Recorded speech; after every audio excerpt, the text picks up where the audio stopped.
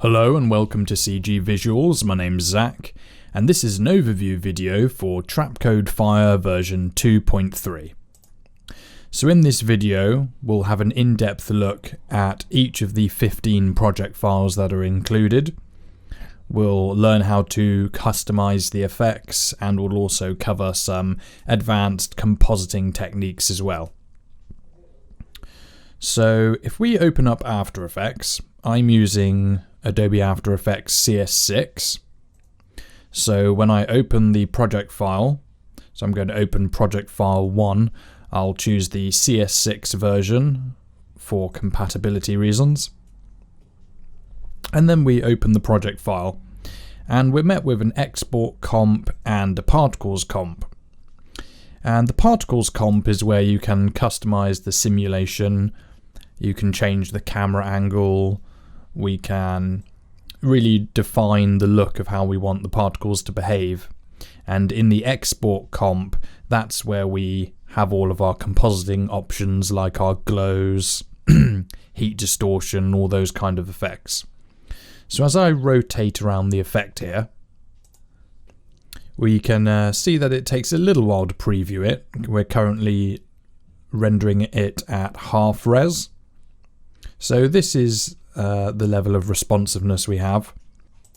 So to improve the responsiveness, we can enable the proxy simulation, and that will give us a representation of how the effect will look, but with an increased level of responsiveness. We can also enable the emission point null object here, and this controls the position of the particles. So at the moment it has a wiggle expression enabled, but we can just select that expression and delete it, and that will give us just a standard non-movement object here. So what we'll need to do is actually animate this to achieve a fireball effect. So I'm going to go to the first frame and I'm going to push it back in Z space, and then click the stopwatch to make a keyframe, and then I'll go forward by about 1.5 seconds, and then I'll just use the same controls to position this. So this is where the proxy simulation comes in handy, because we're making lots of smaller adjustments and refining the position and everything, and so we can have that feedback, and it just makes it a little bit easier to actually get the look that we want. So I'm going to move this off to the side.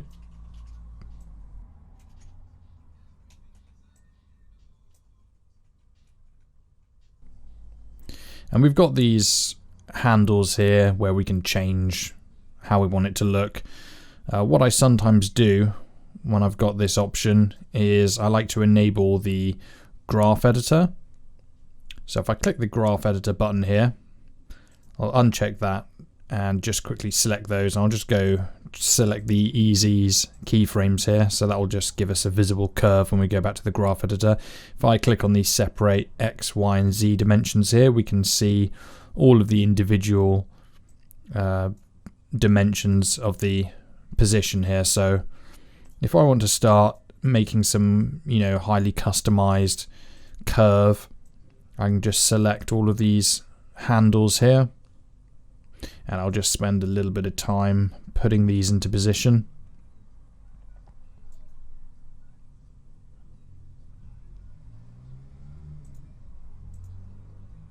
So we'll maybe have that one come down like that, and we can get some different kind of looks. So let's just see how this looks. I'll come out of the graph editor, and we'll just do a quick preview here. So we're previewing it with so that's quite fast with the proxy simulation. But I think what we'll want to do is actually preview that with all of the effects enabled. So we'll have a look in the particle controls here. One thing we might want to do is just keyframe the emission rate. So we actually want the particles to stop emitting once they move out of frame. So I'm actually going to set that to 600. And then at the beginning, as it's further away, we don't quite need as many particles. So, and then one frame after the last keyframe there, so it goes from about 200 to 600 and then to 0. So as the null object moves faster towards the camera, it'll emit more particles as is needed. I'm also going to just do the same thing with the smoke and ember emission rate as well, so just shutting those off so that it doesn't needlessly keep emitting particles. So yeah, we'll see what that looks like. What you can do is also add a wiggle expression to the emission point, but since we've separated the dimensions, we'll need to just unseparate them so that it's just one value that we can apply a wiggle expression to. So that's kind of undid all of the tweaking we did there. But I'm just going to quickly select those handles, just make it look like a straight line, and now we can actually add a wiggle expression. We could have actually added a wiggle expression to each of the separate dimensions, come to think of it, but just to keep it simple, we'll have one wiggle expression here, speed of 3, amplitude of 50, and I think we might actually want to increase the speed to 5 and decrease the amount to 20.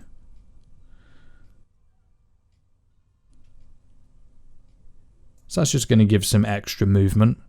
And I'm going to uncheck the proxy simulation.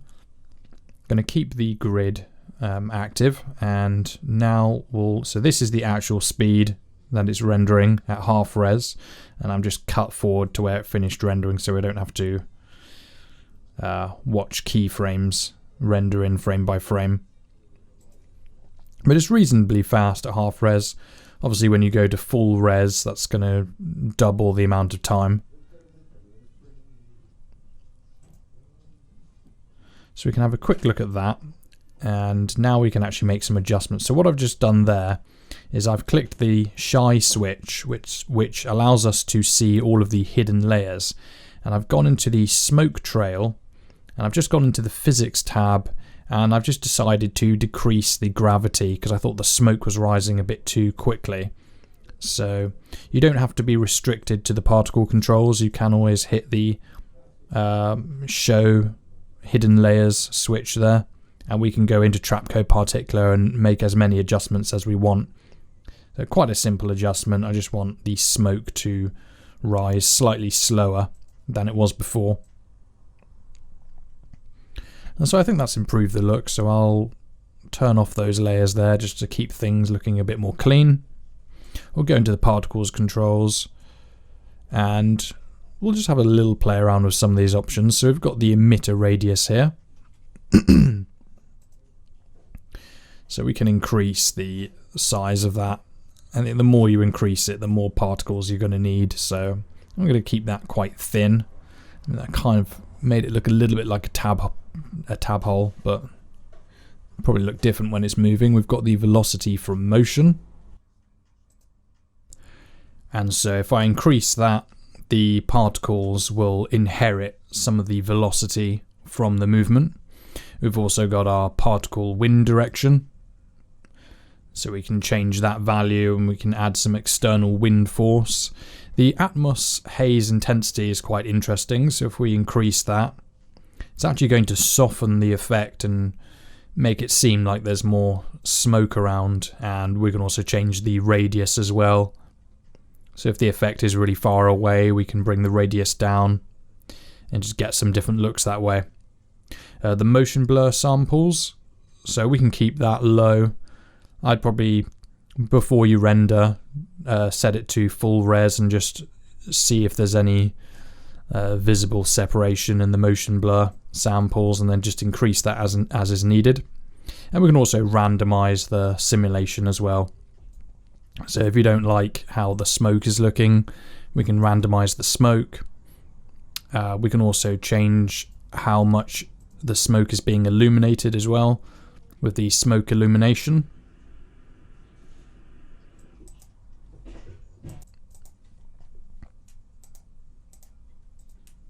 And so we can just keep tweaking around with those values until we get the look that we're going for.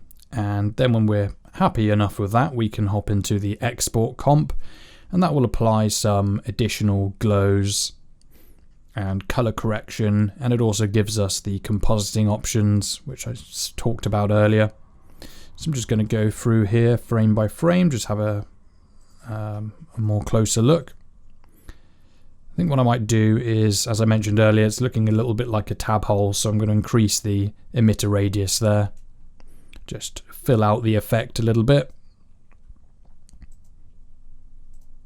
We'll go into the compositing options, and we'll just start by having a look at some of these options. So if we bring in an image that we can work with, we can more clearly sort of demonstrate what the options do. So I've just brought in a stock photo here. I'm going to drag that below the guide layer to make sure all the effects are on top. And then if we hop into the compositing options, we've got the gamma here. So as I reduce this value, it's going to bring out more of the reddish kind of tones, make the fire look a bit darker. The exposure, that will obviously increase the brights, make it look more exposed. We've got this blend tone with original setting here, so that will kind of, if we reduce that setting, it will kind of mix it in with more of a neutral kind of yellow tone. We've obviously got a tint here, fairly self-explanatory. It just helps to control the saturation. We've got some fire sharpness as well. We've also got fire sharpness in the particles comp as well, so you can just increase the sharpness of the fire so that it doesn't affect everything else, and then we can just add a tiny bit of extra sharpness in the compositing stage.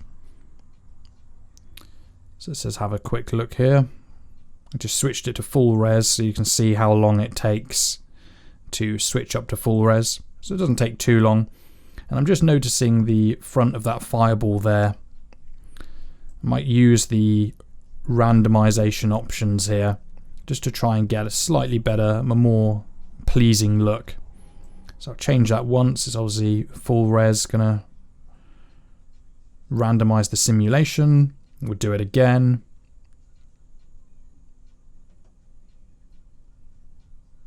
And I think we'll do it one more time.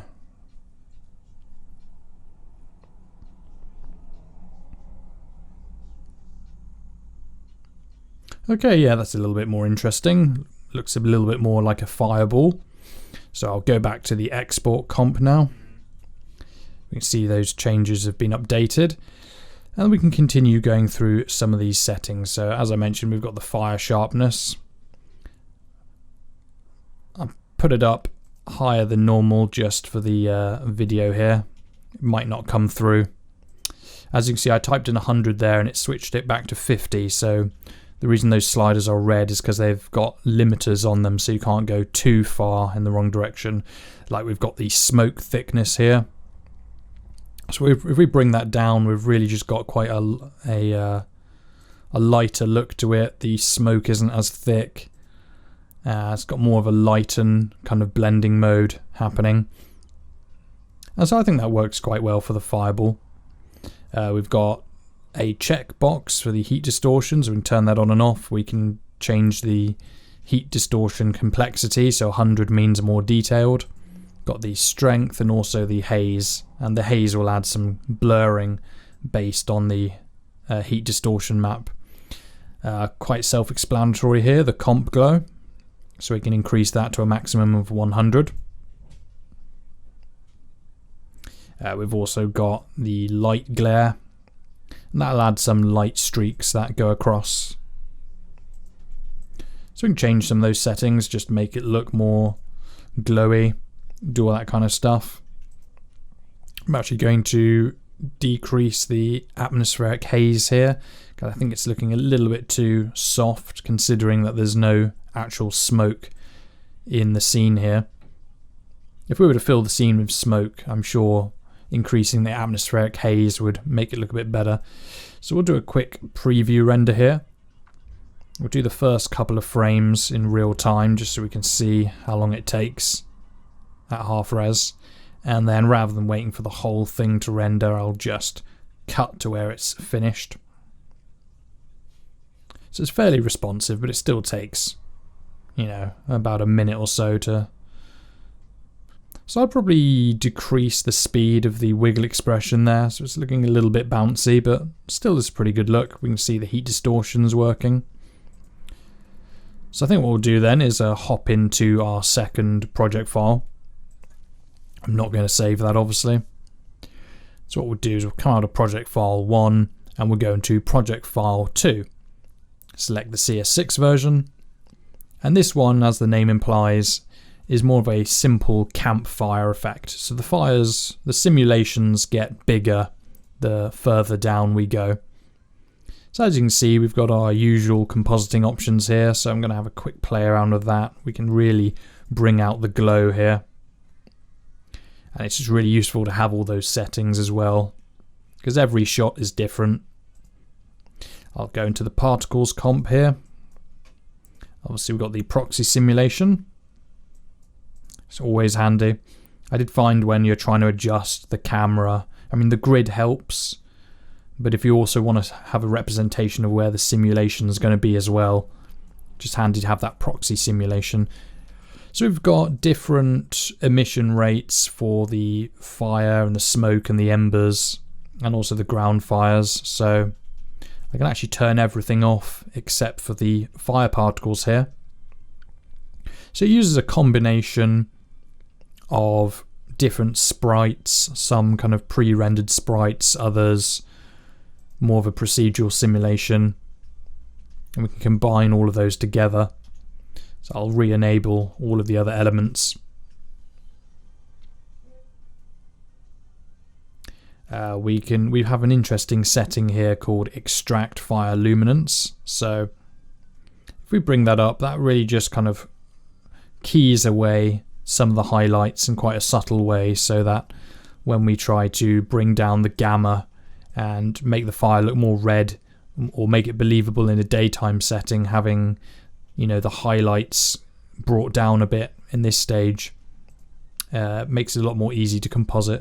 So we've got the wind speed. We've got wind speed for the actual particles, and then we've got wind speed for the sprites, because they behave slightly differently. So we've got the smoke and the embers and the fire blowing off to one side, and so I can match the sprites there as well.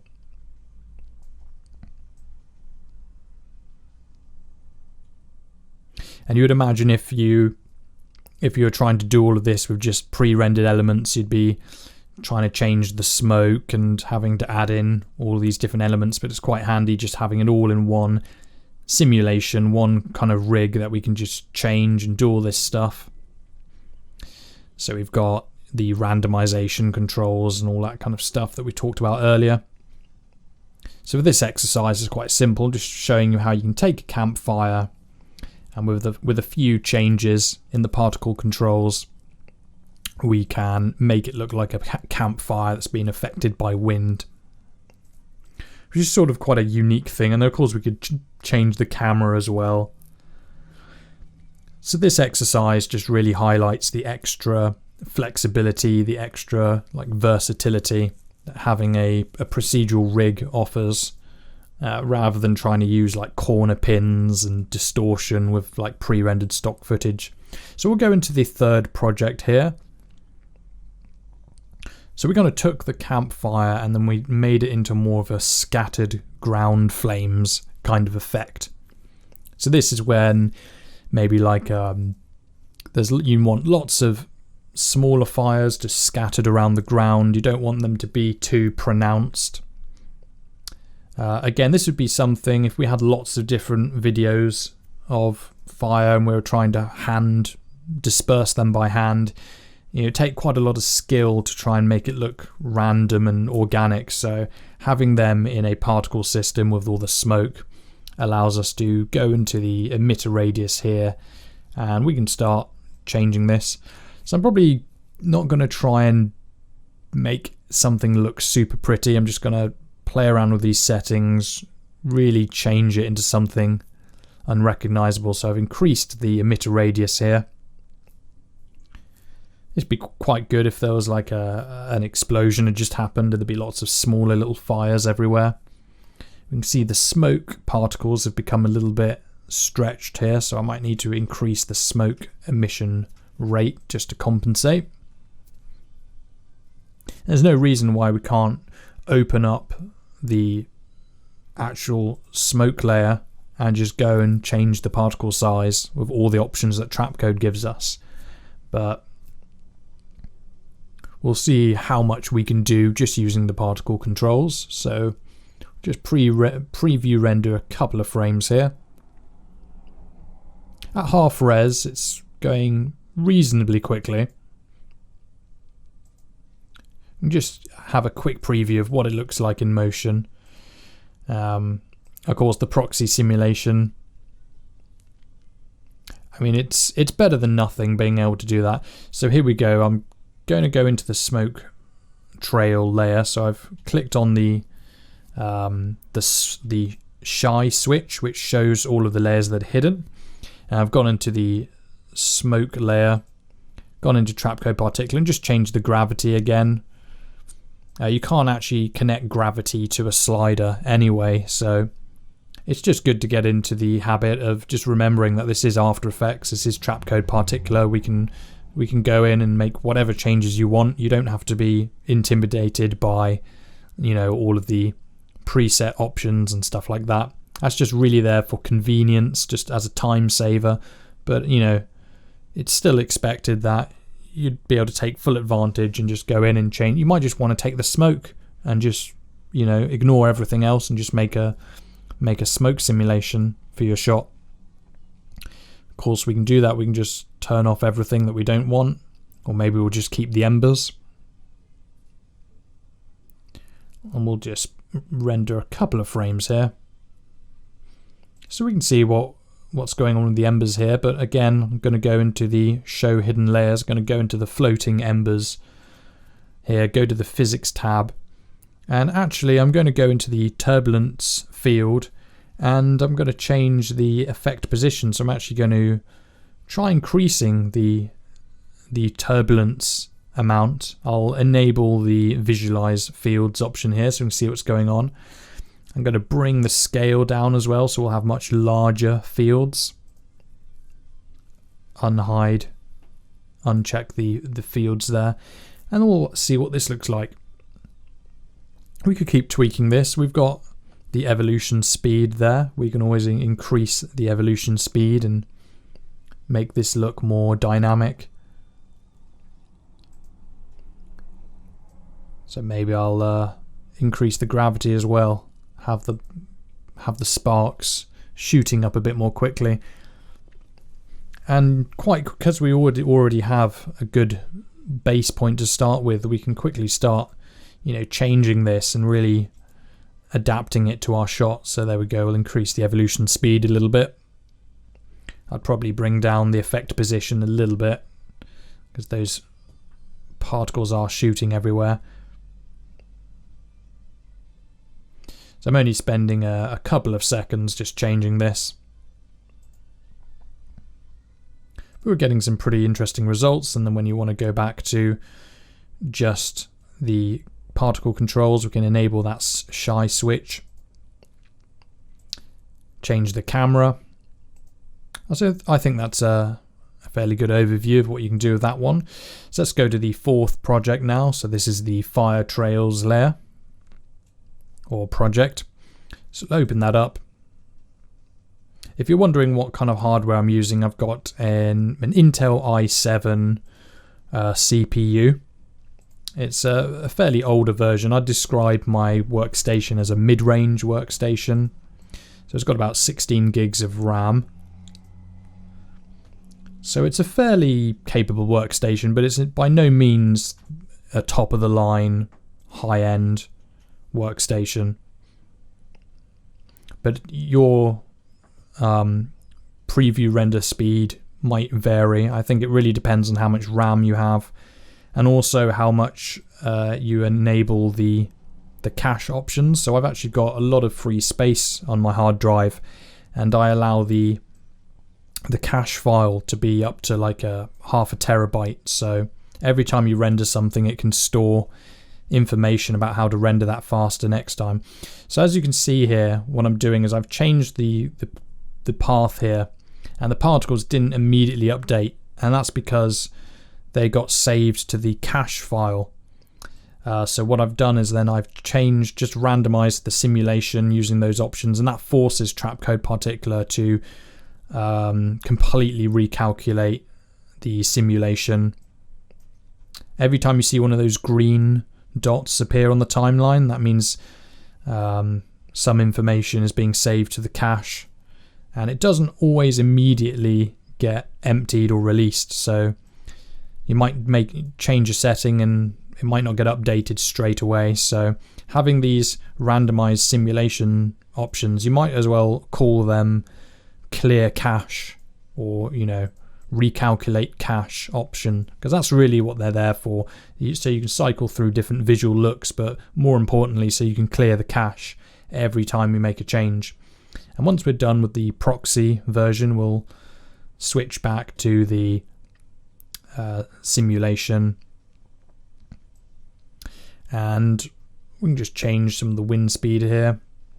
Some of the sprites are actually disappearing into the floor, and that's because they've got an obscuration layer where the grid is. So I've actually moved those motion paths down. They're actually going into the floor, and so that's why some of the flames are being obstructed. So I can just raise that up. So now I've actually got the flames are actually floating off the ground. So need to do a little bit of tweaking just to make sure that I'm only moving the emitter in the correct axes, so that it's not disappearing into the ground. But as you can see, we've taken that project and quickly changed it into something else. So we'll go into the next project file here. So this one's called Funeral Pyre,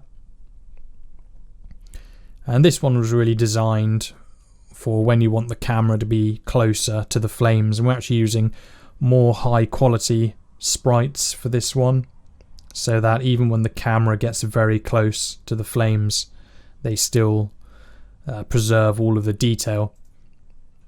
We've got a number of preset camera options here. I've actually gone for camera 5, and so we've gone very far away, and we've actually lost that kind of glow effect, and that's because we need to adjust the haze radius here. So I'm going to bring that down, maybe bring it down to about 25. Keep reducing that until we get the correct amount of glow. As we can see, if we had fire that was that far away, we would want to optimize the settings here so that it looks like it's being affected by atmospheric haze. I've gone into the extract fire luminance setting here and really sort of brought down that glow. And then I'll switch to a closer camera angle.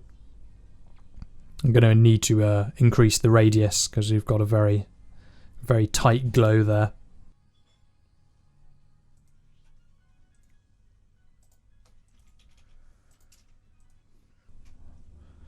We've also got this option here called Boost Brightness Embers, and that basically just adds an extra sort of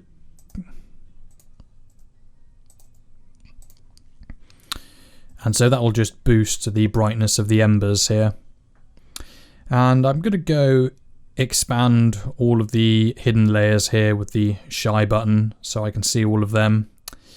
We'll just have a quick look at what's going on there. And then we'll just hop back into the export comp. And I think we'll bring in an image like we did last time. Just bring in a stock photo. I'll probably use a different stock photo in a bit, but this one's just pretty handy. So I'll switch to full res. As we can see, it's going to take a little bit longer to load in.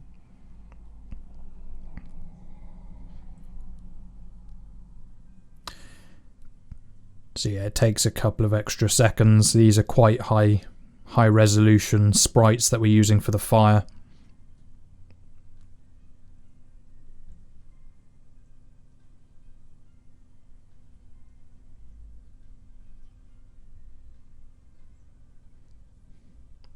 Okay, and then we'll just have a quick look in the options here. So we can see our flames. Obviously it's a daytime shot, so I'm going to bring down the gamma to bring in more of the reddish kind of tones. As I bring down the gamma there, I'll also compensate by increasing the exposure just a little bit, just to keep that brightness.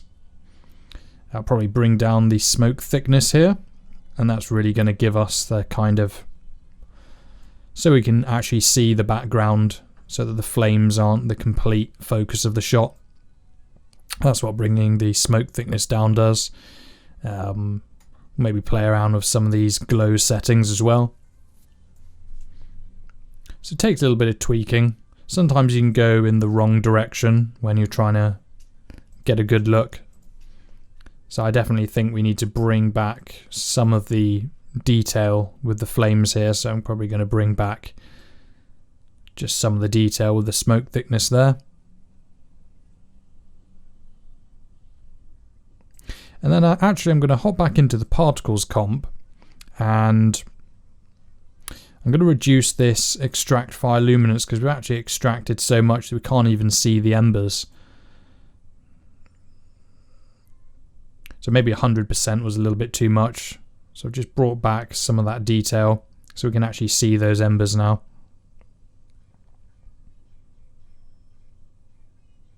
And I'll just try increasing the emission rate for the embers as well, just so we can see them a bit more. They're a bit more obvious.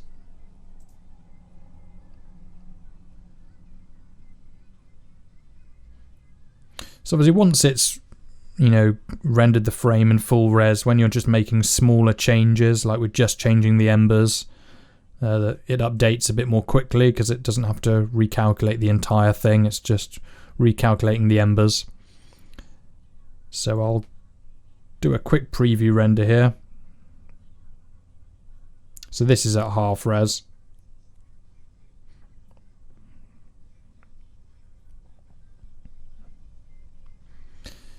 And obviously just for the interest of time, we'll cut forward to when this is finished rendering. So I just rendered a few frames here just to get an idea of what it looks like in motion.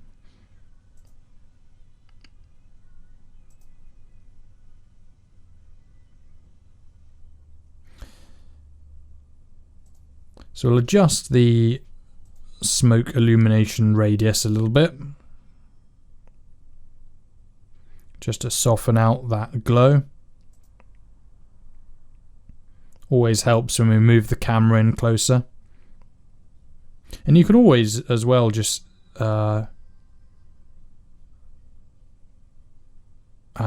a fast blur on the smoke illumination layer here, so we can always make whatever changes we want. We can also come in and just put a curves adjustment. So I'm on the fire particles here, although I think we actually need to put this adjustment on the ground fires.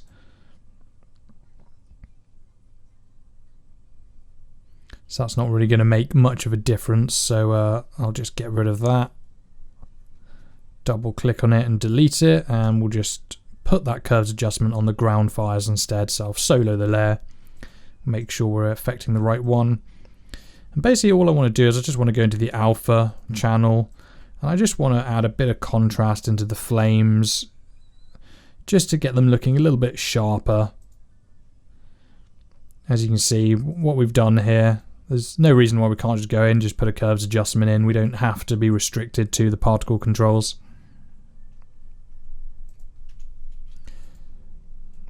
So that's essentially just put a bit of a choke on the alpha channel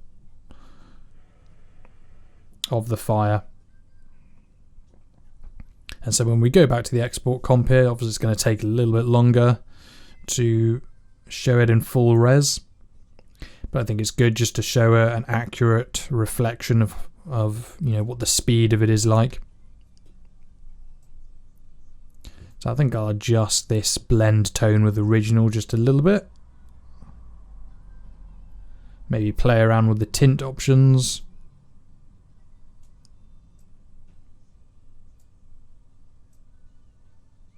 Just make a few more adjustments here. I think I definitely want to keep the exposure quite high. And I think it's, yeah, we just bit by bit with all of the options here, just making tweaks until we get a result that we're pleased with. Obviously, I'm just trying to get that balance of a fire in the daytime where you've got that kind of reddish kind of tone to the fire, where it's not too bright and it's not too opaque. And we can also unhide the layers in the export comp as well. And what I'm just going to do is I'm just going to take the particles layer and I'm just going to move it above the heat distortion. So the heat distortion now is only affecting the background instead of having the heat distortion overlaid on top of the fire. So that's just a little thing I sometimes do. Especially when we're this close to the fire. Don't think it really helps to have the heat distortion on top of the fire, because really that's just kind of blurring things out a little bit. Also sometimes adds some strange kind of chromatic aberration, but I'm actually pretty pleased with how this is looking. We've really played around with the tones there. And so we could obviously render that. So let's move on to project file 6. So this is the large ground fire. So it's kind of similar to the campfire, but this allows you to have a much larger sort of fire. And you'll see it when it's in motion as well. Has more of a sort of fluid kind of erupting look to it. So we'll do our usual things, changing the camera angle, seeing what it looks like from different perspectives, making sure the proxy simulation works. And then we can actually make some adjustments while we're looking at the proxy simulation as well, so we don't have to keep switching back and forth. We can change the wind, do those kind of things. And obviously when we switch back, we can see it represented, those changes applied. So I'm just adjusting the rotation of the sprites there to match the smoke. Obviously, since we've moved it back, I'm just bringing the atmospheric haze radius down a bit.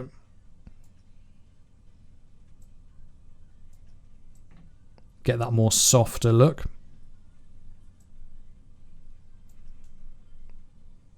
And so it's just about having those options to hand so that it works in different scenarios.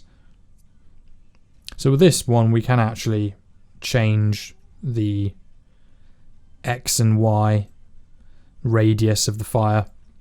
So we could change the shape of it a little bit. Maybe if it was more like a car fire, you might want more of a rectangled kind of shape. Or maybe a building fire. So we can increase the width a little bit. Can always randomize it on the rare occasion we see some repetition in the sprites.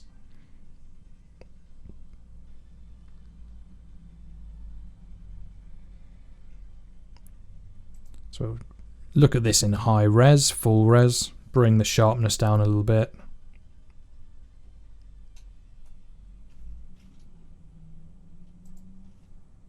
So that's definitely too far, so we'll just keep the sharpness at 0, I think, because we want to go for more of a softer look. Got the smoke thickness, but I think in this occasion it looks better from a distance to be full. I'm also going to increase the comp glow as well. Bring down the glow radius. Once you get used to how the settings work, it's, you know, becomes quite easy just to make the changes as you need. So that's an overview of that project. We'll move up the list here. So the fire's definitely getting a little bit bigger. So this one's called Huge Ground Fire. And as the simulations get larger, obviously the render time's going to increase as well. So this time I think we'll bring in a different image rather than always looking at snow. I think we'll try something a little bit different. So I've brought in my stock photo, dragged it beneath the guide layer. I'll solo that image and we'll just put it in place. So I think we need to make some adjustments. I think it's best to adjust the particles to match the photo. So I'll go to that proxy simulation. I've copied and pasted the image into the particles comp just temporarily. So now we can see the grid, the proxy simulation and the photo. And this really just allows us to sort of match up the perspective. And it's actually quite satisfying once you get the grid lined up as well. So I'm going to actually try and be a bit ambitious with this. I'm going to try and make like a huge wall of fire in the distance, and we'll get to see how we can, you know, go a little bit further than just what's included with the particle controls, how we can actually go in and make some more adjustments. So let's first of all increase the emitter scale on the X axis, and we'll also adjust it in the Y axis as well and the Z axis, so that it's more of a, rather than a thin line, it's more scattered out a little bit. Okay, so at half res we'll give this a couple of seconds. It actually doesn't take as long to render when you're just changing settings. It's more when you switch to full res and it has to do the whole thing from scratch. That normally takes a while. As you can see, as we're adjusting these settings, it doesn't take as long as if we were to jump to a completely different frame. So I'm obviously going to increase the smoke here. We've got some flame particles that are kind of separating from the sprites, so we can adjust how sharp they look. Normally better to keep that setting quite low, if I'm honest.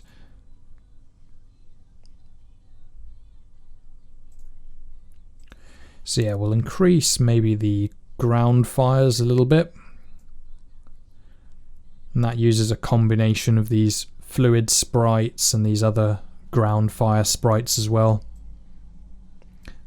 Yeah, definitely increase the smoke here, so we're really getting that thicker look. I'm also going to increase the embers as well. Although, because we're quite far away, those embers are a little bit difficult to see. So again, why not go in, maybe increase the size of the embers, or maybe put a glow on them if you want that, you know, aspect of the effect to be visible. So I'm playing around with the wind direction, customizing the effect.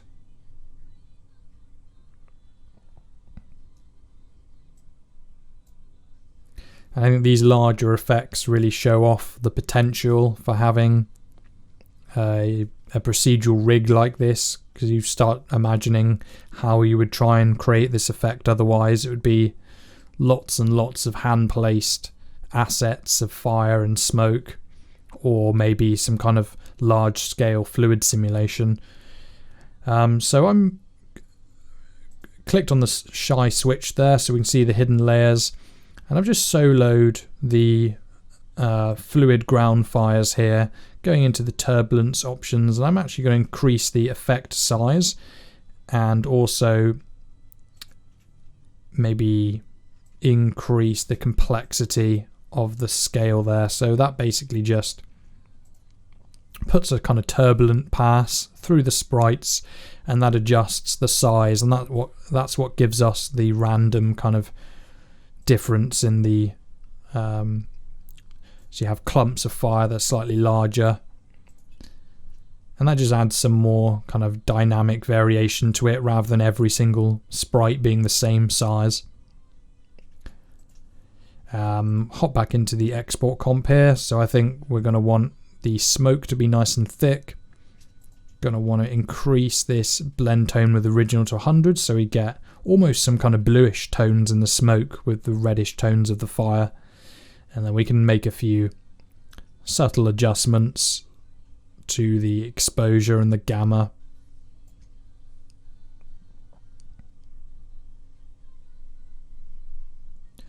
Maybe bring the sharpness down just a little bit. I think I'll take advantage of the glow here, put that to 100. I think maybe the glow radius can come down a bit. So there we go. Now we're getting the glow that we're after.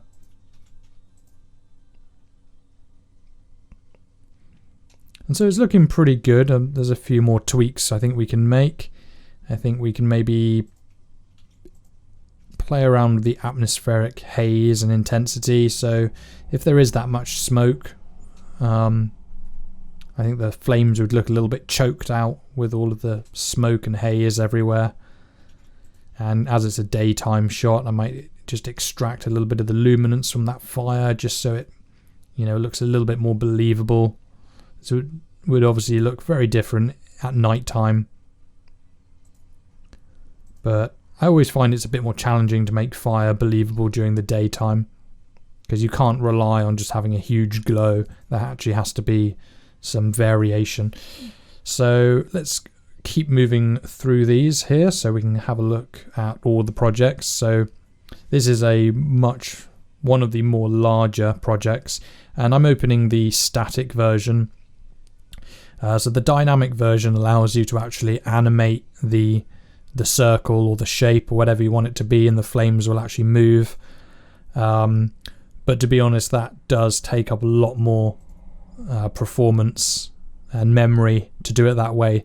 So you've got the option to have a static version where it's just one shape that doesn't change, and that's almost twice as fast to render. Just to do with the way the sampling works in Trapcode particular.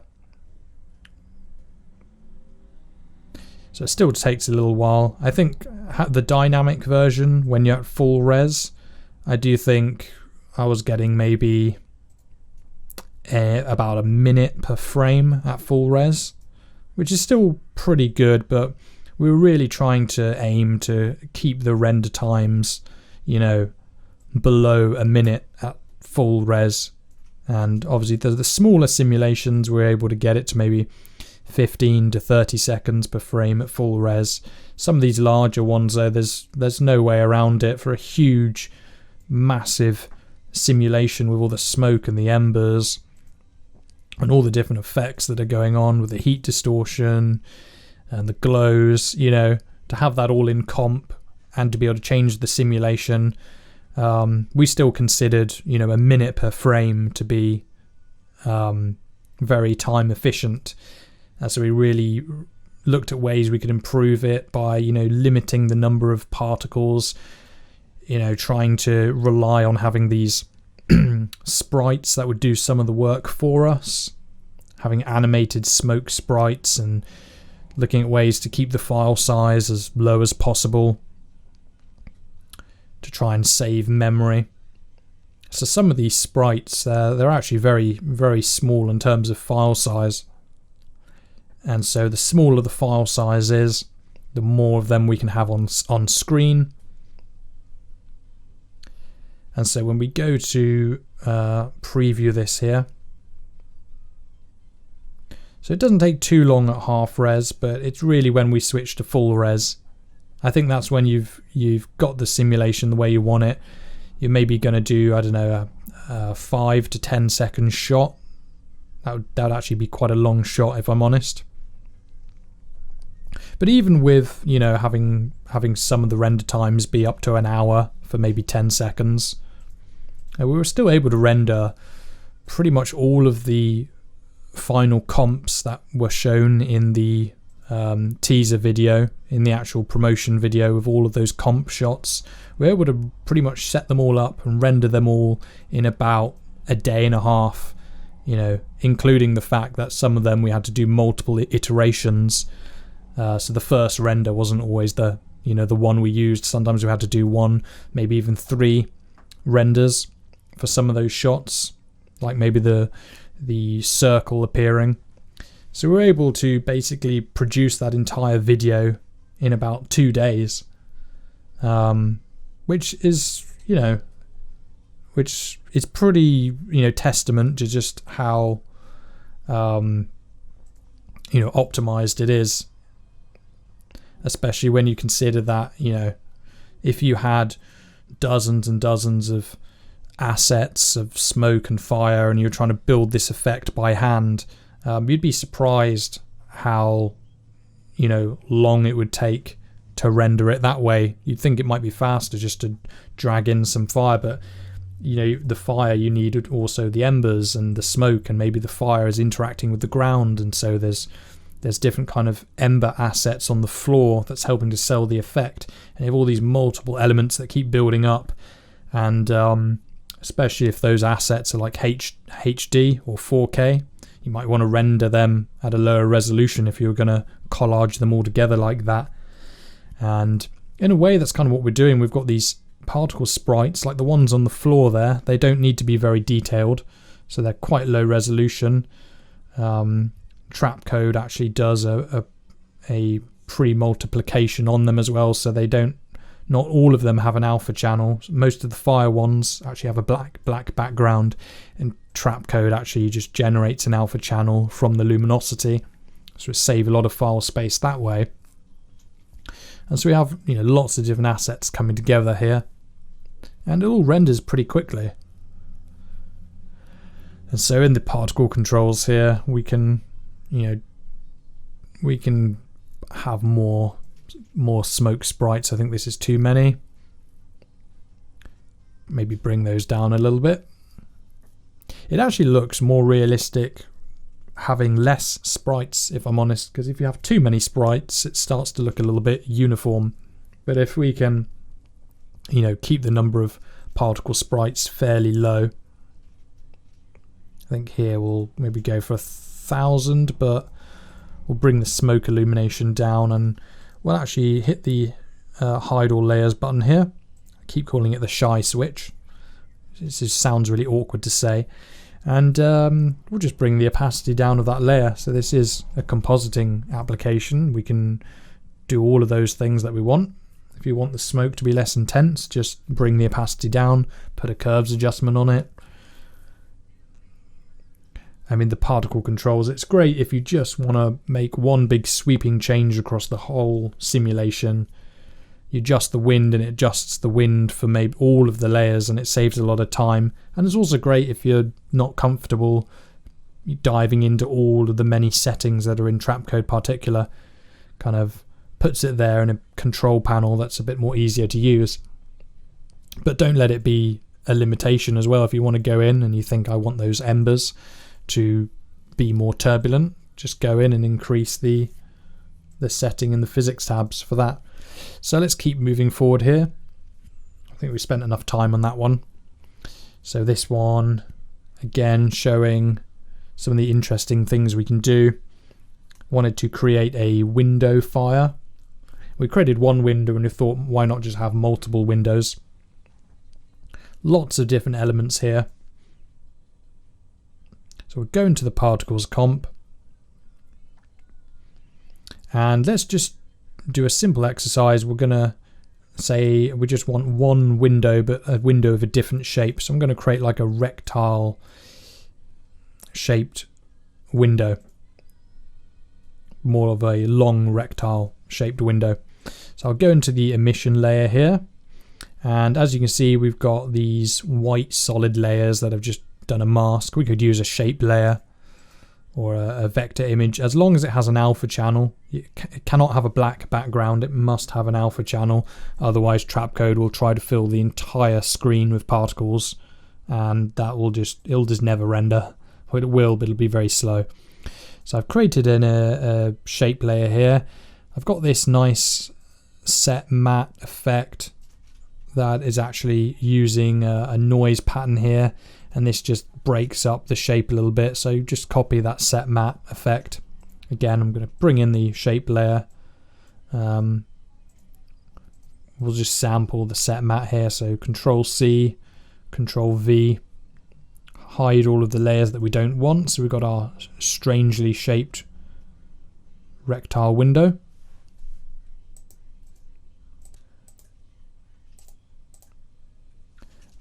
Rectangular window, I think. Sounds better than rectangle window. So we'll just... So one of these layers, this is kind of like the window frame, and the other one is the interior flames. So if you imagine at the base of the window frame, we've got some fire that's going to be coming up a bit. So I'm normally just create a slightly more thicker shape at the base of the window. Something like this. And this is going to control those sort of flames that are coming out of the window a little bit more.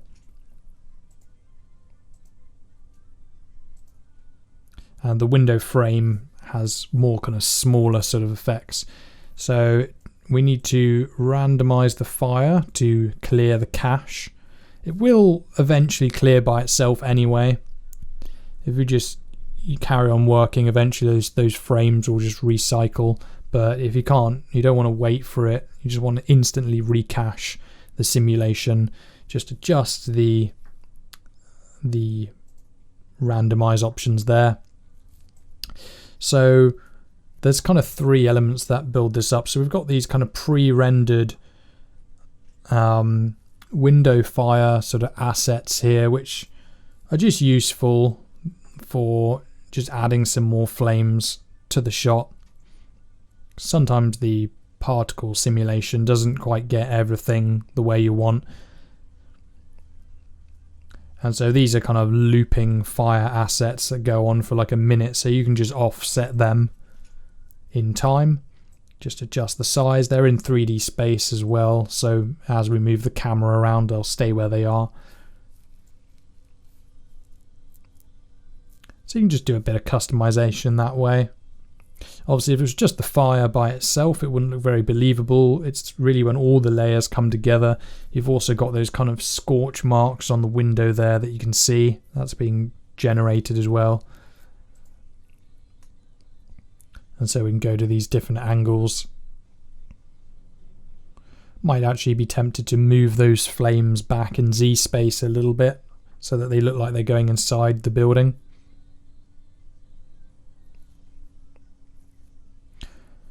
And so we'll just go to some of these different angles. We put the grid layer sort of more vertically this time, just to represent the side of the building.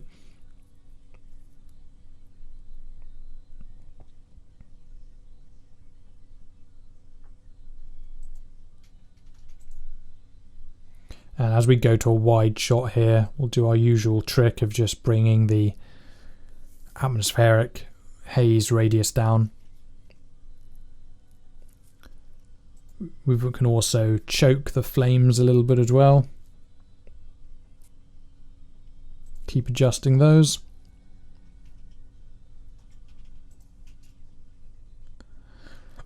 And again, if we want the glow here, we can just adjust that. As you move closer and closer to the window, the glow will sometimes be a little bit visible. And again, you can just put a fast blur. You can just unhide all layers, just put a fast blur on the smoke illumination layer or a Gaussian blur and just blur it yourself.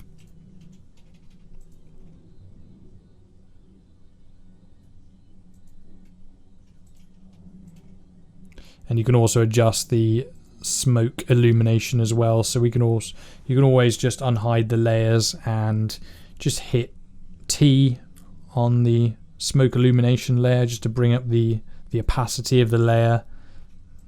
We just select this layer, press T, and we can just bring the opacity down.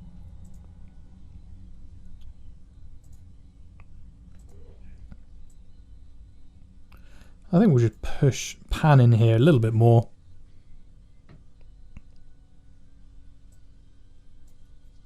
Get a realistic expectation of, how fast this renders.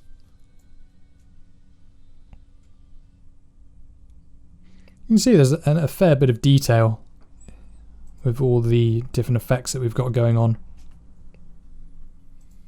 So let's move on to project file number 10. And this is one of my more favorite projects, actually. This vegetation, I thought it was quite a unique project that I haven't really seen anywhere else, and it just allows us to create like an infinite number of variable sort of vegetation like fires, and it works best for vegetation because we have this nice burning effect to simulate the tree bark, but I mean, I guess you could use it for anything really. So this is designed for static objects, so you can't have the tree sort of like waving in the wind or anything. That's to keep it sort of more responsive, but we can just draw in a custom shape. We do have another project if you want to set someone on fire and have them running about the screen. We have a project designed for that. But for this one, we just want to create more of I'm going to show off my artistic skills and draw in another tree. So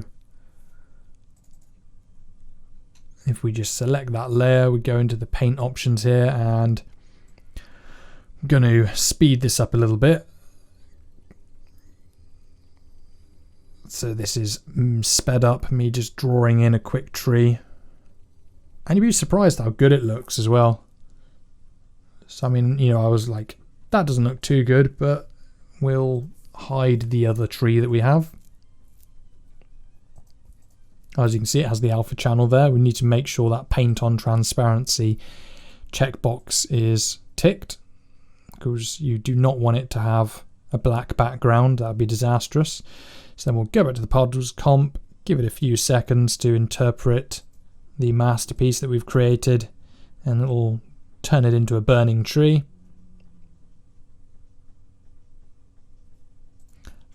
Still kind of surprised that this actually works.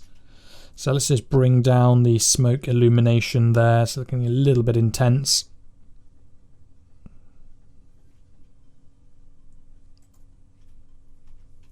Just the wind speed here.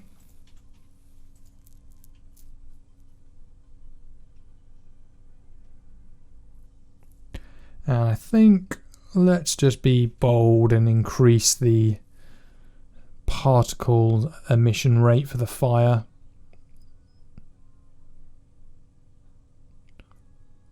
More particles, takes a little bit longer to render. I think we definitely need to watch the brightness there. Too many particles clumping up, the brightness will start to increase, and we don't want to get any weird kind of green hues from all those additive glows. So just bring down the smoke illumination just a little bit. Hop into the export comp here. And we're going to bring in a different image this time. I'll try and keep it fresh. So let's see, I've downloaded these. I'm getting these photo packs from a website called Photo Bash. Every couple of weeks they bring out a new photo pack, and it's normally like $5 or $7 to download all these high quality photos. So if you're into matte painting or you want backgrounds, that's a great option. Nice and cheap, much easier than having to go out somewhere and actually film. And then I just stick a camera shake effect and some grain onto the photo and just pass it off as live action footage. If you remember the fire versus waterbending teaser video that we did, those are all just photographs with some camera shake enabled. Did not go to a snowy forest to film anything. So I want to go for some weird kind of 300 vibe here, some weird Viking kind of vibe, and I want a burning tree on the edge of a cliff, just a bit randomly. So let's let's go to the proxy simulation, do this a little bit more quickly. I want a kind of overhanging tree on the edge of a cliff. I could bring in the photo into this particles comp and adjust it that way, but I've been a bit lazy. I just think I can kind of guess where it is. Just go back in here, see if we've got it in a nice looking position. I'm leaving in the nice render times there. In the teaser video, everything just looks so sort of seamless, but the reality of working with it is there is a few seconds here and there where we're just waiting for it to come together. So let's actually have a go at compositing this, because it's a fairly nice start, but I think we can just make a few adjustments here. make a few color correction adjustments. I think it's daytime, so fire always looks more redder for some reason in the daytime. Just bring in some tint there. Don't want it looking too saturated. I just find that having gamma and exposure are just really useful options to have. I mean, you kind of do the same thing with the curves adjustment anyway. You can make like a contrast curve, an S-shaped curve and stuff, but I just like having them on sliders. So I'm going to add in some lighting effects. So I'm just grabbing, I'm just going to create a orange solid, move that above the photograph, and I'm just going to draw in a mask here.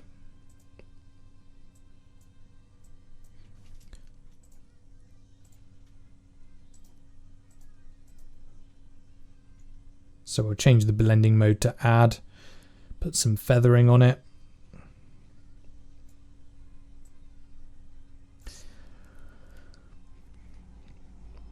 I've never been good at trying to make convincing lighting effects for some reason. They always end up looking a bit too blobby when I do them. So I'll try adjusting the opacity here. Still doesn't quite look right. So I'll increase it a little bit more. I think it needs something at the base of the tree there. It just needs some fire on the ground maybe, or some kind of burning ember thing around the base of the trunk there, because it just looks a bit too clean. But I'm just going to add another mask in here, set that to subtract and invert the mask as well, and then we'll feather that, and that will maybe create a slightly more random shape.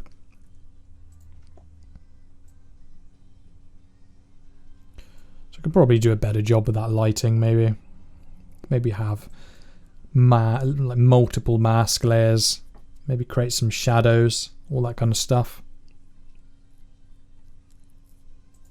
But for the time being, I'll just put a fast blur on it. I think you get the idea. Once this is animated, you'd have a nice burning tree on the edge of a cliff. I mean, how else would you create that? You know, I know you'd go into a fluid simulation software, maybe something like Maya Fluids, build a tree, set it on fire somehow using a fluid simulation. I mean, I don't know how I would do that, so that's why I created this. Just a much easier, faster way. I mean, it will never look more realistic than actually setting a tree on fire in real life, you know, but I think it's close enough. It's a pretty convincing effect. So let's go into the one. You probably saw this from the teaser video. Featured this one quite a lot. So these nice burning oil fields, definitely inspired from the film Jarhead. Just thought it would be great if we had these procedural oil field fires, and we could do shots like maybe a helicopter shot where you can see all of the oil fields from an aerial view, and you could also see the shadows on the ground. I'm not going to do anything as exciting as that in this quick example. I'm just going to take this photograph and just, you know, reposition the camera a little bit, do a little bit of masking on the hedge as well. It's a very detailed hedge. It would take a long time to do a nice alpha channel that catches all of the leaves, all of the branches, so we're not going to do anything quite as fancy as that, but just more of a rough demonstration. So straight off, I'll bring in the photograph into the particles comp here so we can see the grid. We can see the proxy simulation. We'll just grab the camera and try and make this easy for ourselves. We'll just... Actually, I'm going to put a curves adjustment on the grid because it's not actually that visible, if I'm honest. There we go. Right, so grab the camera. Let's try not to overthink this too much.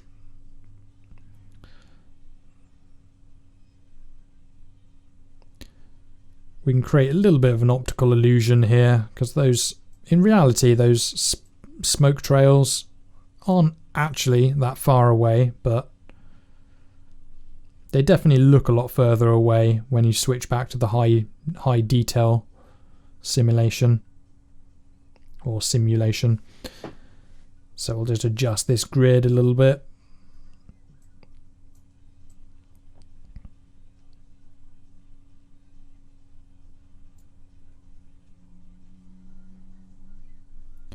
I think once we're reasonably happy with it, I might just adjust some of these trails. So if I hold down shift, I can get it to move a lot further. What's quite interesting is as you move the trails around, you'll see the smoke actually change shape as it's moving through different kind of turbulent patterns, and that's what keeps all of the smoke looking different rather than just, a copy and paste. Each smoke trail will have a different kind of shape to it, which is very important when we've got, several trails all together. So let's just have a quick look, see what this is looking like. I've left the photo enabled in the particles comp there, so that's going to look a bit strange, but yeah, we need to make sure we hide that photograph. For the time being, I'll copy and paste it into this pre-comp here.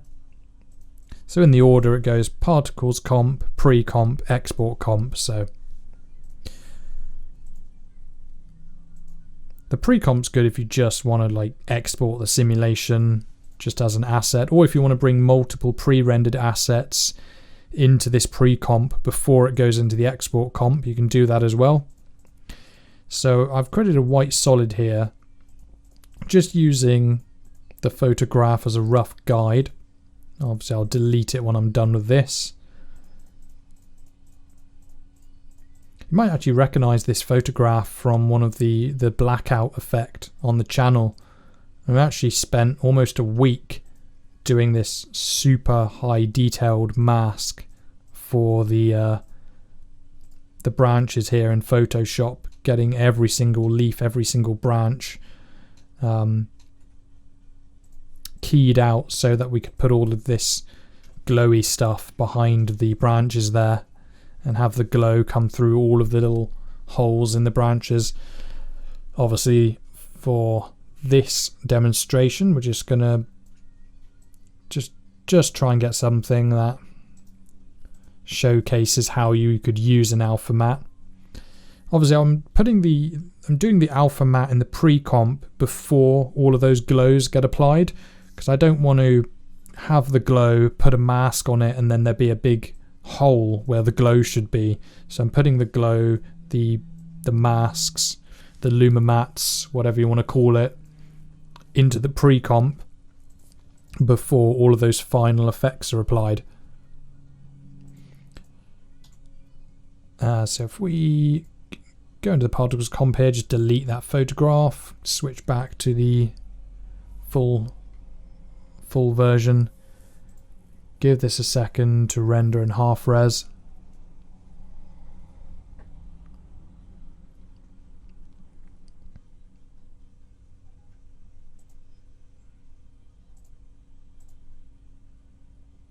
And then if we select the particles comp and just go for alpha inverted here, that will actually give us it will actually use the luma matte we've created as an alpha channel, and then we can keep making changes to the luma matte.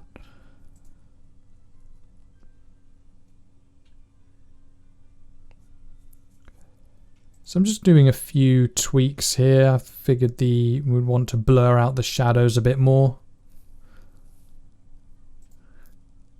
because those shadows aren't going to work particularly well in a city, because really the shadows should be affecting each of the buildings separately. And we're using various techniques to try and, simulate how the shadows would look. And it works really well on flat ground, but if there's things like a city or lots of complicated shaped objects, you might actually have to do some of those in by hand. Or the simple option just to blur the shadows out a bit. So as you can see, we've got our alpha matte there. It's obscuring the fire from the hedge. I think I want to make a few little adjustments to the smoke because we've got quite a bright daytime shot. I'm thinking maybe play around with the contrast options here just a little bit. Maybe just bring in the camera a little bit closer.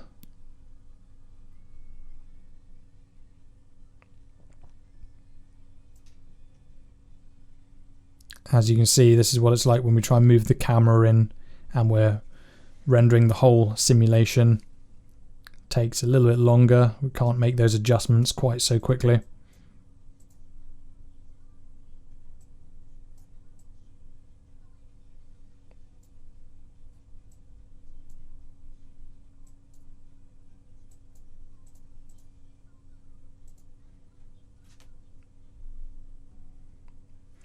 Okay, so let's switch back to the export comp and see if those changes have made an improvement or not. A little bit of a tricky shot to work with here. So I'm pretty pleased with like the position of the smoke, but we just need to quickly drag out this Luma matte here. So if we actually select the layer and we click on one of the points first, that should allow us to then drag a box. And I can't stress enough how, you know, trying to put the effect behind something, the matte really does need to be high quality. It needs to catch all of those edges. You cannot simply rely on having some random noise pattern on the matte here, because you can just see the outline of that mask is just completely ruining the effect. So probably be a bit easier if it was like a wall, something that didn't have so much detail, but this is the photograph we chose, so we'll just work with that. So just have a quick play around with just the exposure here.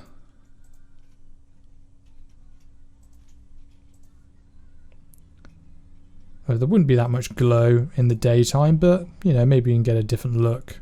I think the glow still helps. And if we unhide the layers here, I'm going to do something. I'm going to go into the layer controls here, and I'm going to go color overlay. And I'm just going to sample the kind of sky color.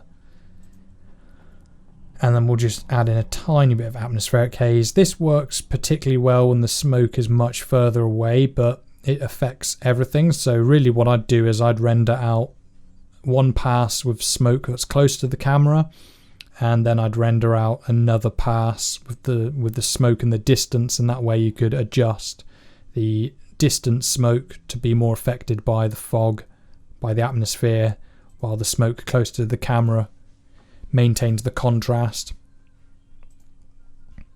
So let's move on to project file number 12. This one's kind of similar. Definitely use the oil fire as a kind of starting point, but I wanted this one to look more like a kind of forest fire where we've got that really nice white kind of smoke that you get. So I'll go into the stock photos that I have here, bring one of those in.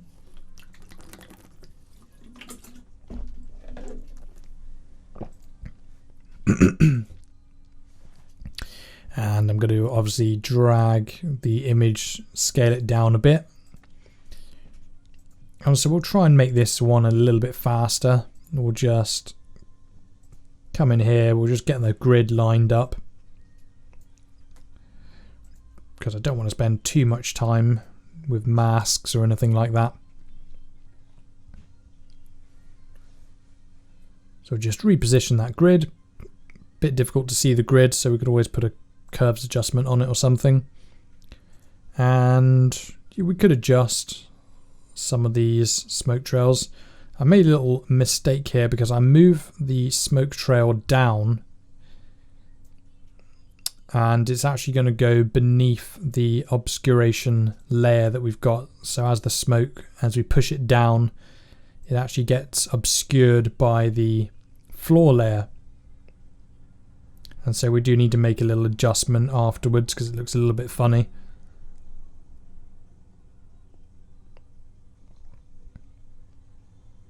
But you'll see what I mean in a minute when this renders.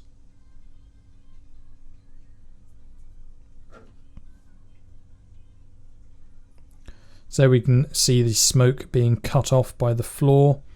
I mean, it's kind of handy to, you know, have that floor layer, but we will need to unhide all the layers and just grab that obscuration layer and just, you know, tweak it a little bit. Really what I wanted to do is have the smoke kind of be on the same level with that kind of river there. And in hindsight, it would probably be better to separate the smoke, have it as an asset that you could put masks around and everything like that. But as you can see, I've unhid the layers here. I've got this obscuration layer, and I'm just going to actually just rotate it a little bit. Just a quick fix. Don't want to bring the whole thing down, otherwise the other smoke trails will be affected, so I'm just going to rotate this down a bit. A little bit of trial and error.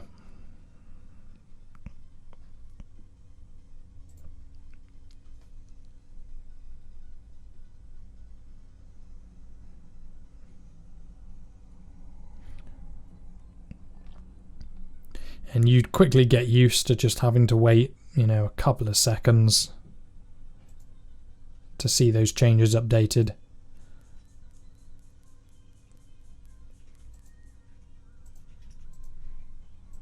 And I think the danger is you kind of get used to having these large simulations rendering in like a few seconds or whatever.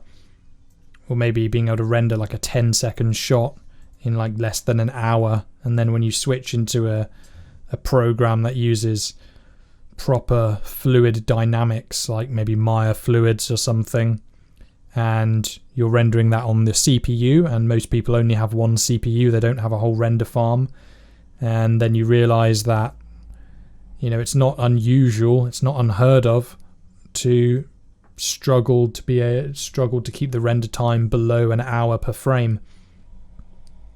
When I was making the Tip of the Spear short film on the YouTube channel, and it has the shot of the smoke of the missiles coming out of the ship, and we're using fluid simulations for that, Maya fluids. It was just almost, it was a real struggle to get. I think we ended up getting like 2 hours per frame, and what we had to do is actually have the camera move to the side and then have the smoke kind of prematurely get disabled so that it wouldn't carry on having to render. And so as a missile went off, the camera would quickly pan off to the side following the ship, and then we'd disable the smoke, and we're able to kind of, you know, limit the render time a little bit that way, but still reached a good, you know, 2 hours per frame. And we were sending it to a render farm, so we could render all, say, 260 frames at the same time using 260 machines. So if it took 2 hours per frame, the entire shot would only take 2 hours to render. You know, that sounds pretty reasonable with the render farm, but the costs were astronomical. I think just the film cost about, let's see, about £6,000 to make, and an entire £2,000 just went for rendering. And a lot of that was for the shots that had fluid dynamics, fluid simulations in them. A lot of times as well, you'd spend a few £100 rendering a shot, get it back and find that the fluid simulation had like broken and there was all these kind of glitchy artifacts, and it was a nightmare. And that's kind of what inspired me to try and make this. I think in the future I'll try and do something that uses missiles, missile smoke, stuff like that, more for warfare. What I've done here is I just took if you're following along, I just copied and pasted the image, and I just set the blending mode to soft light, put a compound blur on it, and actually used the Lumimat of the simulation itself. And so we're essentially just overlaying the color there. So I'll just turn that on and off again. You can see what we're doing. It's kind of just a blur, and it's inheriting the color in the background and just putting that over the smoke. So I kind of went off on a tangent there, didn't really explain what I was doing. But it's all on the screen, so you can see it that way. So yeah, I mean, I think being able to render 10 seconds of something, of a large fire simulation with all those elements, being able to do that in an hour and a half on one machine at full res, you know, that's actually quite time efficient. Pretty pleased with that. I mean, you could argue that having a fluid simulation, you might be able to make it look more real, but then again, it takes a lot longer. It takes a lot of skill as well to get a fluid simulation of fire to look photorealistic in a kind of close-up shot. You know, it takes a lot of skill to be able to do that, and it's quite intimidating actually, those kind of programs. I mean, I've only dabbled in fluid dynamics in Maya Fluids, and it was honestly just the worst experience of my life. I was having sort of mini panic attacks where I saw how much it was, how long it was going to take to render and how much money it would take to, but I was just determined to make this film because I was just, you know, had that artistic kind of desire to make something creative, and you know, money was no issue. Even if I had to empty my bank account to render it, you know, I wanted to see the hard work pay off. So, but I certainly would never want to do that again. I could not believe how difficult it was to get like this dynamic smoke. I was like, I just want some smoke to come out of a missile. How hard can it be? And it was, yeah, it was very difficult. It's just not the sort of thing you could do with stock footage as well. You have a missile going off, smoke coming out of it. So probably will in the future try and make a pack similar to this, but more focused on things like rockets and explosions and everything. Anyway, so moving forward, this is one of the new projects we added. Slightly more ambitious one. What we did is we looked at the Human Torch effect from the film, and it's really just the fire. There's not actually any kind of embers or smoke that comes off the guy when he has the fire on him. So we just focus this all on the fire. So I'm going to bring in a clip of Shia LaBeouf here. Let's say we want it to be a fairly close-up shot, you know, not taking up the whole screen, but you know, maybe this is like a mid shot. Just going to copy and paste that clip into the emission layer comp here. Use whatever method you use to key the footage, because we need to turn this into a Luma matte or an alpha matte. So I'm just using key light. I'd really recommend using a Primat keyer. We're not getting a great result, but again, we don't really need to. So we'll just try and make this a reasonably clean matte. And very important here, if we're just going to go back to the final result, we need to actually match this output reference here, which is white. So we just need to put a fill layer. Remember, we're creating a matte, so the matte has to be white and it has to have an alpha channel. We'll go back here, and of course we need to randomize the fire, recache the simulation. We could go to a different frame and it would kind of clear by itself after a while, but that's kind of frustrating. Especially if you don't know why this is happening. You might think it's broken or something, but no, it's just the cache needs to be updated. Now, because we've moved the actor so close to the screen here, we're actually generating a lot more fire than perhaps we need to. Because in a long shot, he's only taking up a small amount of the screen, so less particles. As he gets closer, though, more and more particles are going to be spawned. So I think what I'll do, we'll go to the fire emission rate here. And I'm thinking, what if we made the particles bigger and had less of them? So have less particles, but make them bigger to compensate for the fact that there are less. So if we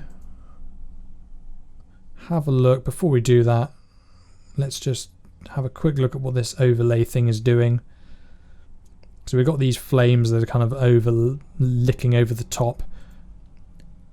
I think those flames could be a bit bigger. It works quite well in a long shot where he's further away. The flames can be smaller, more detailed, but I've added this new setting in here just to increase that a little bit. And so now they're just a little bit, they match the size difference, scaled them up a little bit. We can also kind of choke them as well, depending on how much we want. We're going to add a little bit of distortion to that aurora kind of effect.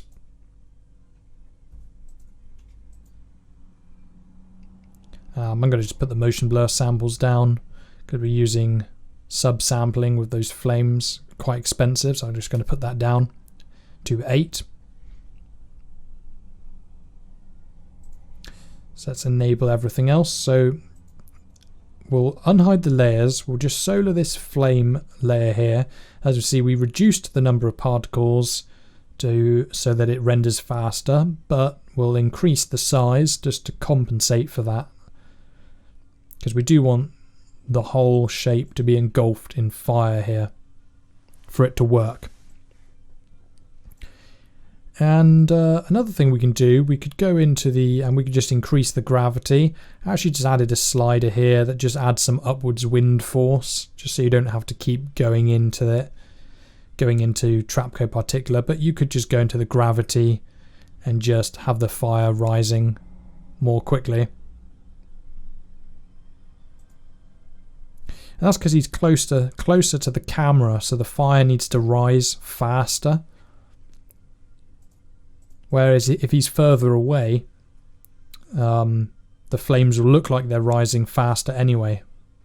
But if you were to move the fire right close to the camera, those flames would be shooting past the camera across just a few frames.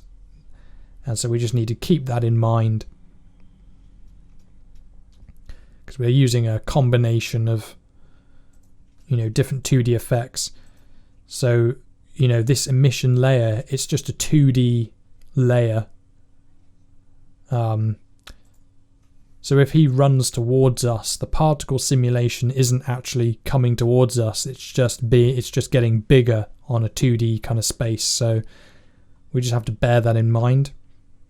If we want to be able to render a guy on fire, and only have to wait a couple of seconds to see him burning, which is quite fun, which is why we're doing this. We don't want to have to wait hours and hours and hours. We want to be able to make a change, preview a couple of frames, see how it's looking. So yeah, those flames, yeah, I might even increase the speed a little bit more actually. They still look like they're rising a little bit slowly. But so maybe I might try decreasing the air resistance, and that will allow them to rise just a little bit faster. You could maybe increase the physics time factor just a little bit, as again you could bring that gravity down a bit more. See how it all looks.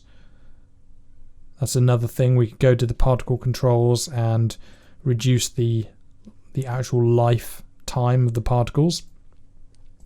I kind of animated it so that when he first bursts into flames, though the lifespan is longer, so the flames kind of rise, and then as he kind of comes into his kind of reddish hue, the fire kind of settles down a bit. And so I'm just going to flick through this. I'm not actually going to render the whole thing, because you can see what it looks like on the YouTube channel. There's a clip of it in action. As you can see, we can go through and it all works pretty well.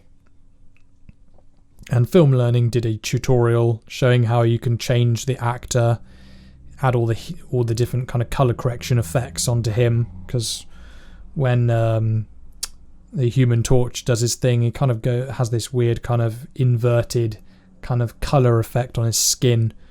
Looks much more reddish, and his eyes kind of glow and everything. So Film Learning did a tutorial showing how to do all that kind of stuff, which is really cool. So as you probably noticed, there was some artifacts in the motion blur, so I've just increased that back to 16, so it will take a little bit longer. And this is full res now, so get a realistic idea of how long a single frame will take.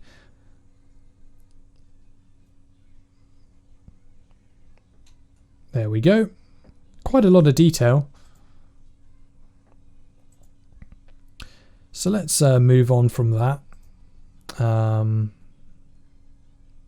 wait, let's actually quickly show you how to render it. So we wanted to render this. Go add to render queue, select a QuickTime format, and for the video codec we could choose a photo JPEG or an animation if you just, or you could go for a PNG alpha if you just wanted the asset with the alpha channel.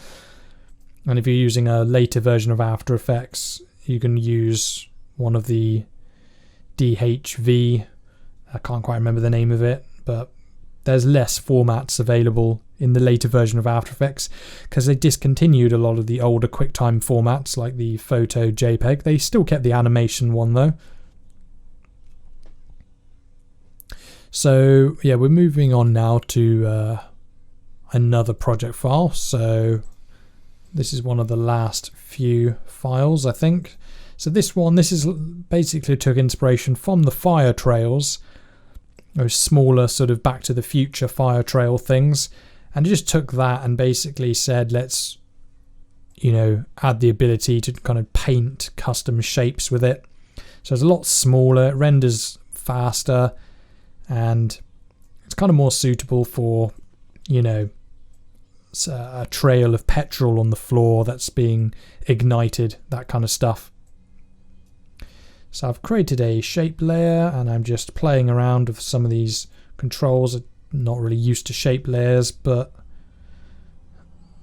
I did learn one technique of how to animate them, which I'll show in a second. So I'm actually just kind of testing out these settings. This is what I do when I'm not sure what it does. I'll just go into each setting and just play around with it. So we can go add, and if I remember, there's a setting in here called trim paths, and that'll actually take whatever shape it is and just add this ability to have the shape come in. And that's all we did with the circle, just animated this over a couple of seconds. And again, this is one of the projects that allows you to animate the shape. So it's sampling the particle's birth rate. Each frame, it looks at the emission layer here, and if the emission layer has changed, then that will affect the particle birth rate and it will spawn more particles. So that's how you can animate this and have the particles sort of replicate what that's doing. It's a little bit more expensive, so that's why this simulation is a little bit smaller. It doesn't have huge plumes of fire coming off of everywhere. It's supposed to be a smaller kind of ground fire. You'll see what I mean in a minute when it renders. Starts off with that kind of hexagon shape. Maybe it's like Sabrina the Teenage Witch and there's some devil worshipping, I don't know, supernatural episode, and you know, one of those effects that you're never going to find stock footage of a burning hexagon in exactly the right camera angle that you want, animating in exactly the way you want. So tried to include project files that really sort of allow you to do those kind of custom unique things that would be very difficult or a lot more manual work to do by manually placing assets. So this is the last project file, and this really focuses on creating realistic heat distortion. I'm going to bring in a photograph here. So I'm going to go for the Nordic Nature pack, and I'll just bring in any one of these, maybe this one. I was watching Vikings a while ago, and I think there's quite a few shots of funeral pyres, or maybe a camera looking through some kind of burning shot, where this is the kind of shot where the fire is off screen, but you can tell the fire's there because there's embers, there's heat distortion, haze. And this actually uses a pre-rendered fluid simulation of heat distortion, so you get a really nice kind of organic look to the heat distortion. Combines that with some embers here. So I've just gone into Trapcode Particular and playing around with some of those settings.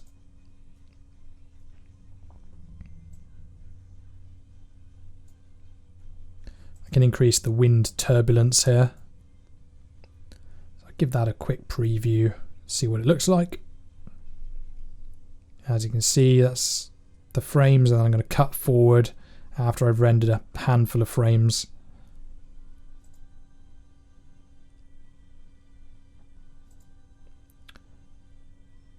And it's more than just heat distortion. We've got those subtle kind of fumes and everything like that.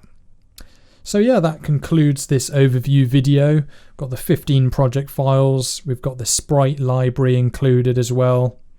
So you could even have a go at kind of trying to create your own custom simulations. Maybe you could reverse engineer some of the projects. That concludes this overview video.